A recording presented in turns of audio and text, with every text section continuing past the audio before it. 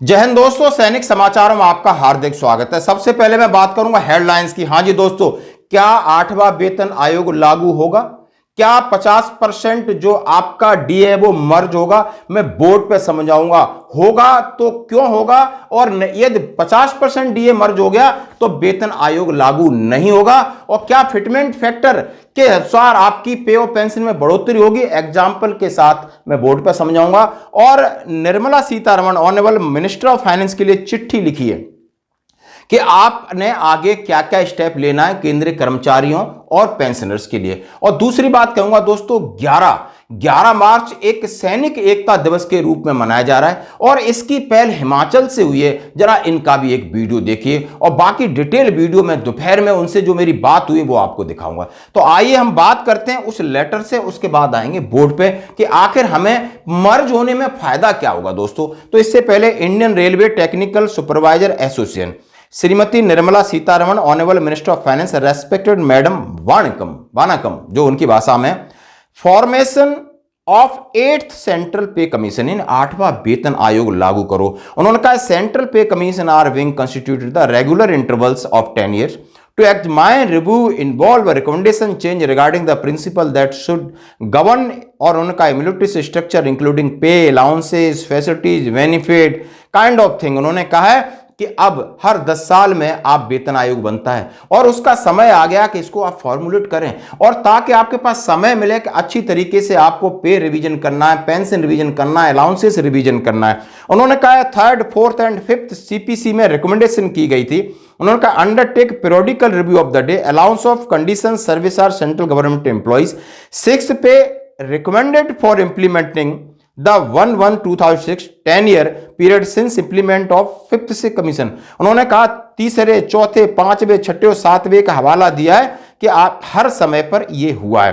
उन्होंने कहा since implement the 7th पे CPC recommended 1 January 2006 many changes gave taken place of government functioning, performance, size, Indian economy, GDP growth, सब चीजों को ध्यान में रखते हुए इस तरीके से हुआ है। उन्होंने कहा बहुत सारे ऐसे हुए हैं, एमएससीपी के, प्रमोशन के, पे फिक्सेशन के, इंक्रीमेंट के, इन सब को सही करने के लिए आपको पास बहुत समय चाहिए। तो उन्होंने कहा it is therefore requested to constitute 8th central pay commission immediately to enable to have sufficient time to give comprehensive recommendation to clear all existing anomalies and without giving room for future anomalies। कोई भविष्य में अब गड़बड़ी न हो, इसके लिए अब समय आ गया। मैं आपसे रिक्वेस्ट कर रहा हूं, ये लेटर मैं आपके साथ साझा कर रहा हूं। तो आते हैं, क्या ये होगा? हाँ जी, अब मैं इंपॉर्टेंट चीज है कि 50% मर्ज होता है तो क्या फायदा होगा, ये जरूर देखना है। होगा कि नहीं होगा 8वां वेतन, इसके ऊपर मैं लॉजिक पे आऊंगा। जैसे कि मैं मानता हूं कि किसी की बेसिक पे 60,000 है, पे जो सर्विंग सोल्जर है, पे पेंशन की बात करूंगा, और उसके अंदर उसकी मिलिट्री सर्विस पे, क्लास पे, एक्स ग्रुप पे सारा इंक्लूड होके 60,000 बनती है। यदि डीए 50% हो जाता है 30,000, तो टोटल उसकी 90,000 बन जाती है। आप इस बात से सहमत हो सकते हैं आराम से। और मैं पेंशन की बात करूं तो 30,000 पेंशन हो जाएगी और 15,000 डीए हो जाएगा, टोटल 45,000 पेंशन हो जाती है, जैसा कि आधा हो जाता है। हम सभी इस बात को जानते हैं।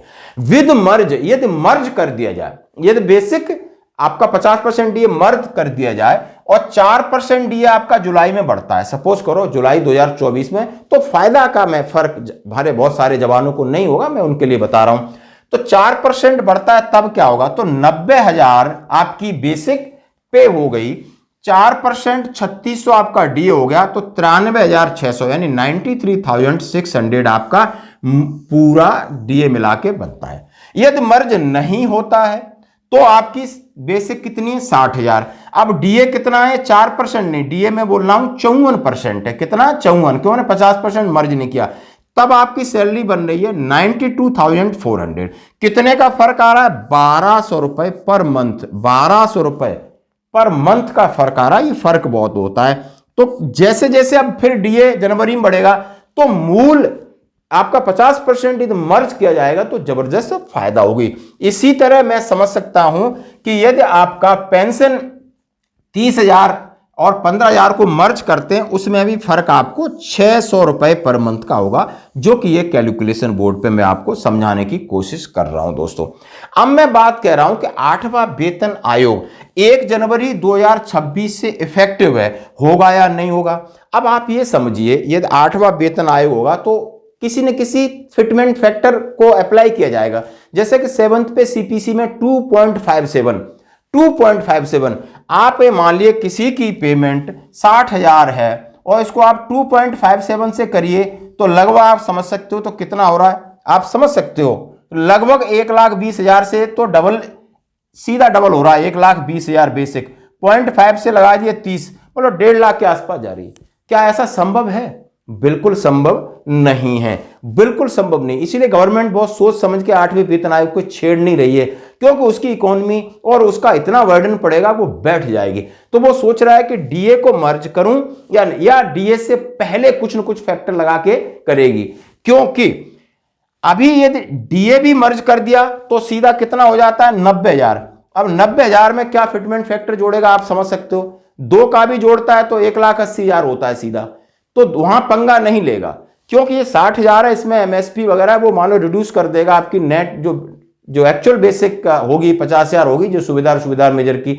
जवान की होगी तो मान लो 30-32,000 होगी, तब भी आप जोड़ दिए। यदि मैं 30,000 जवान की लेके चलूं और 50% मर्ज कर दूं तो 45,000 हो गया, और 45 को मैं 2 टाइम कर दो तो 45 दूनी 90,000 हो जाता है। आज की जो कंडीशन है, सिचुएशन है, आप जो देख रहे हो, उसमें थोड़ा गवर्नमेंट बहुत अलर्ट होके, ऐसा नहीं कि 8वें वेतन आयोग को उसने डिनाई किया है तो बहुत कुछ सोचा होगा, कि उसके सामने 50% डीए का एक इंपॉर्टेंट चीज आ गई, वो यहां से ही कहीं ना कहीं खुश करना चाहेगा, या इसको मर्ज करने से पहले कोई ना कोई एक एक्रॉयड जो फॉर्मूला की बात की है उसके तहत ही आपकी बेसिक पे और पेंशन में सुधार होगा। 50% डीए भी मर्ज नहीं करेगा, क्यों? मर्ज करने के बाद 8वें वेतन आयोग का उसके ऊपर प्रेशर आएगा कि आप कुछ करो, तो फिर तो गवर्नमेंट तो वैसे ही एक तो मर्ज करके बेसिक आपकी बढ़ा दी और फिर आपको 8वें वेतन आयोग के हिसाब से कोई अकॉर्ड फॉर्मूला लगा के बढ़ाए। ऐसा शायद संभव नहीं है, जो कि मैं कह रहा हूं, जो कि बहुत सारे एनालिसिस इस बात की रिपोर्ट कर रहे हैं। इसलिए गवर्नमेंट ने 8वें वेतन आयोग से किनारा कर लिया है कि भैया अभी नहीं, हमें चुनाव में जाना है। तो आप ये समझ सकते हो कि कंडीशन 3 है कि अभी 50% मर्ज भी गवर्नमेंट नहीं करेगी और 8वां वेतन आयोग लागू भी नहीं करेगी तो सिर्फ ये कहीं ना कहीं लॉलीपॉप बना के कोई ऐसा फिटमेंट फैक्टर जो एक्रॉयड फॉर्मूला का जो उन्होंने सजेशन दिया उसके तहत आपकी कर देगी और डीए आपका 0 कर देगी।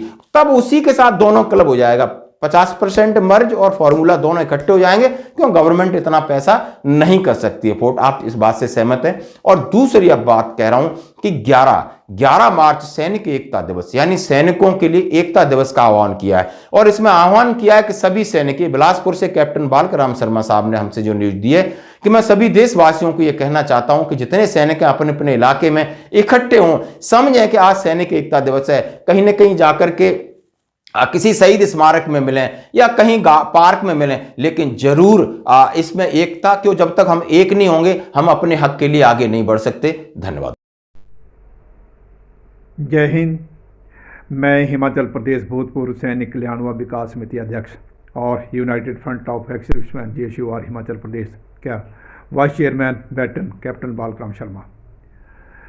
मैं लाइव इसलिए रूबरू हुआ हूँ कि नहीं है, हमारे देश के बैटन सैनिक जो है दिल्ली जंतर मंतर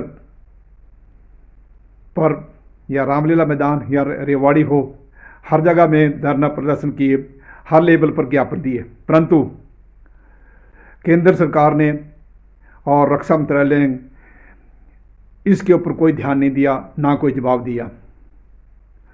ये एक सैनिकों का अपमान है और सैनिकों की तौहीन है, यानी कोई जवाब तो देने दूर की बात है, कोई नुमाइंदा भेजना तो दूर की बात है, परंतु बातचीत करनी भी मुनासिब नहीं समझी, जिसके कारण जो है देश का सैनिक जो है बहुत आक्रोशित और नाराज हो चुका है, जिसके कारण जो है अभी हाल ही में देश के सैनिकों ने एक नई घोषणा की है, जिसके बीच में जो है उन्होंने नई पार्टी को जन्म दिया है।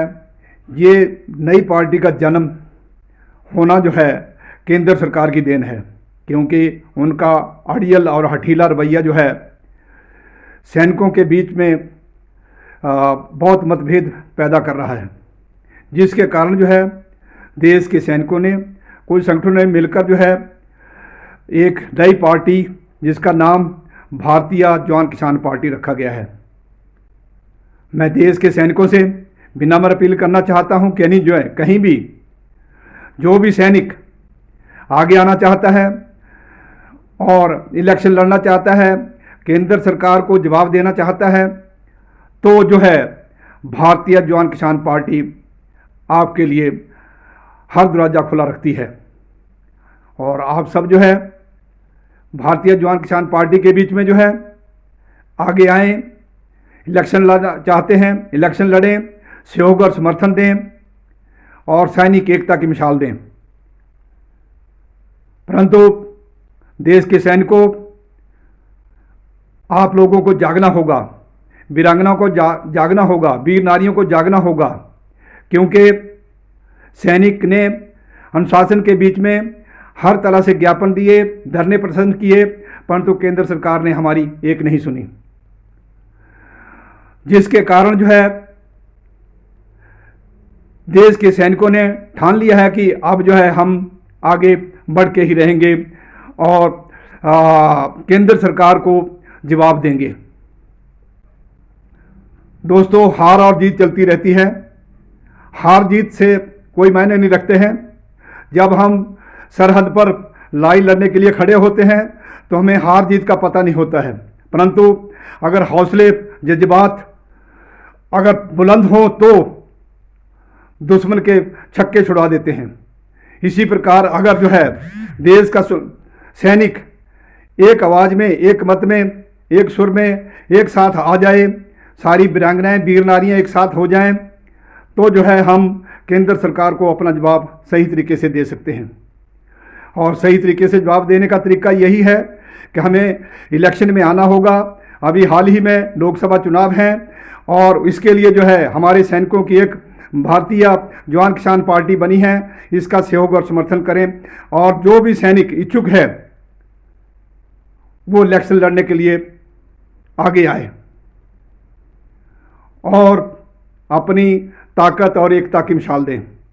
मैं सैनिकों से विनम्र अपील करता हूं कि जो है अपनी सैनिक एकता की मिसाल दें और जो भारतीय जवान किसान पार्टी बनी है उसके साथ कंधे से कंधा मिलाकर के जो है आगे आएं।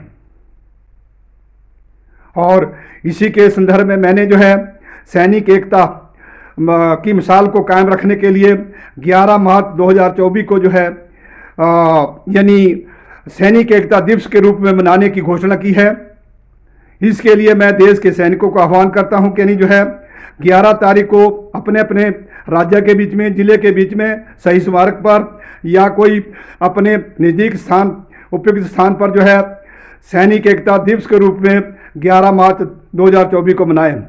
और ये आने वाले हर साल के बीच में मनाया जाएगा और ये सैनिक एकता की मिसाल होगी। तो मैं उम्मीद करता हूं कि हमारे देश के सैनिक सभी एकजुट होकर 11 मार्च 2024 को सैनिक एकता दिवस के रूप में मनाएंगे और आने वाले समय के लिए इस दिवस को एक पर्व के रूप में मनाया जाया करेगा और सैनिक एकता की मिसाल होगी। तो मैं उम्मीद करता हूं कि आप सब लोग जो है इस संदेश को समझ गए होंगे और अपना पूरा सहयोग और समर्थन दें और सैनिक एकता दिवस के रूप में जो है अपना वीडियो, फोटो डालकर जो है संदेश दें जो है। और भारतीय जवान किसान पार्टी का सहयोग और समर्थन करें, इसके लिए मैं सबसे विनम्र अपील करता हूं।